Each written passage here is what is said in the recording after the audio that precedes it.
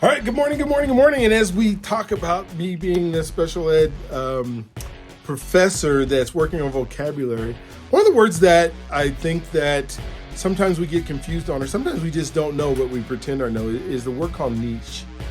And that's that specialized segment of something that you do that is so specialized that you finally found it and you're excited about finding it. Like let's say that you are a vinyl record collector.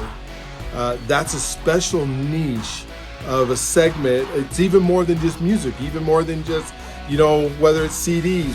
Who uses CDs anymore? Cassettes, right? Or downloading or streaming music.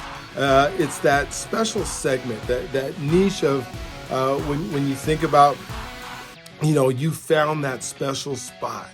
Or if you're marketing to somebody in some cases where you're saying, hey, I want to specialize. Let's say you're looking out on the internet and you want to find the niche of people who like large tires for trucks. That's specialized, that's unique, that's something that you're part of. All right, so I hope that word helps today, and we will have another one for you tomorrow.